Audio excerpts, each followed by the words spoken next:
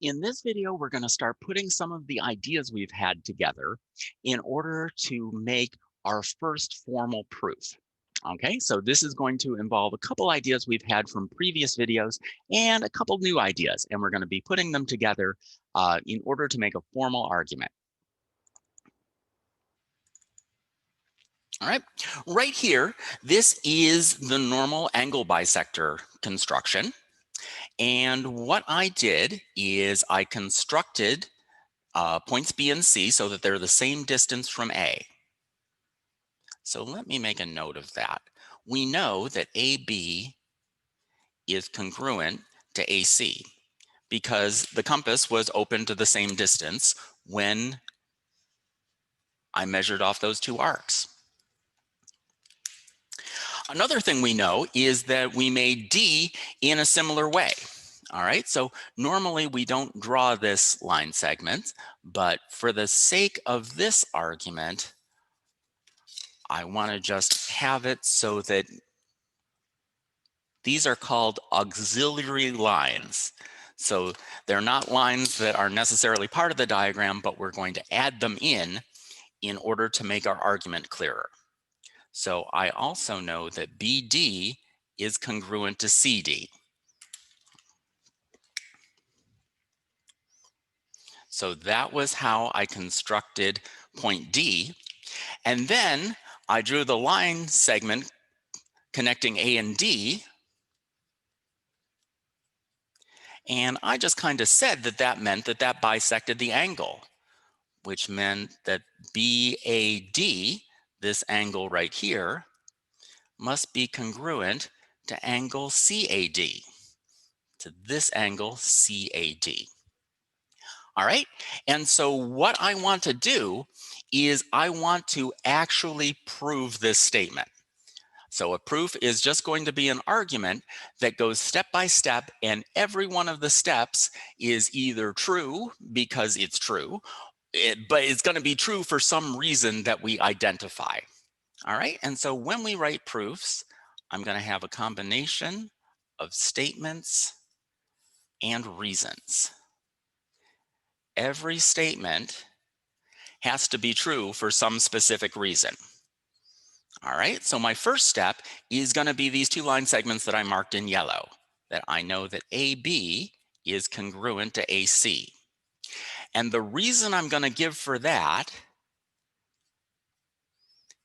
is that that was given to us. That was one of the given given statements in this proof. My second step is going to be that BD is congruent to CD. That was also given to us. Now, what I'd really like to see, now that I've drawn this diagram like this, I've got this triangle in the top and the triangle in the bottom. They really look like they're congruent to each other, don't they? What kind of transformation would turn this top triangle into that bottom triangle and have it line up perfectly? Well, all we would need to do is reflect it across the line AD, and this top triangle would line up precisely with this bottom triangle. All right, so the third side that those two triangles have in common is AD. Let me mark that in blue. So each one of these two triangles has a yellow side, a pink side, and a blue side. The two yellow sides are congruent. The two pink sides are congruent. Are the two blue sides congruent? If I measure A to D, and then I measured from A to D, would those two things be the same? Yeah, of course they would. What would our reason for that be? Why is something the same as itself? Well, it's pretty obvious, isn't it? I mean, we don't even, in some sense, we don't really need a reason to say that something is the same as itself. It's just obvious. We need to have reasons in geometry proofs. And so the formal name we're going to give for this idea that something is congruent to itself is we are going to call this the reflexive property. So the reflexive property just means that something is congruent to itself. Now that we've done this, we can see we have enough information to say that these two triangles must be congruent to each other. So I'm going to say that triangle ABD, the top triangle, is congruent to triangle ACD. The top triangle is congruent to the bottom triangle. And the reason for that, do I have a reason based on the explanations I've come up with so far? Well, what I've said is that the three sides of the triangle are all congruent to each other. So I do have a reason that lets me conclude that these three sides, these two triangles must be congruent to each other. And this is what we called the Sss theorem in a previous video.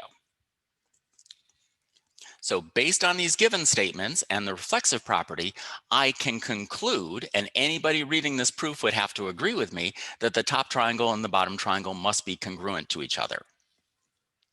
And therefore, because those two triangles are congruent, we can conclude that these two angles must be congruent.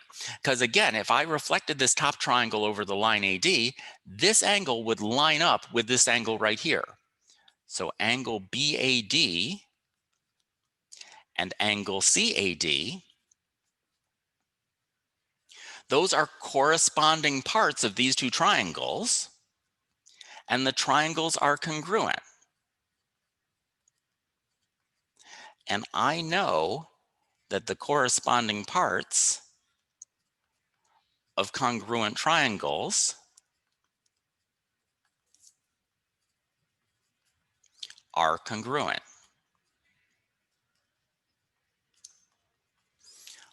All right, that is the CP-CTC theorem that we talked about again in a previous video.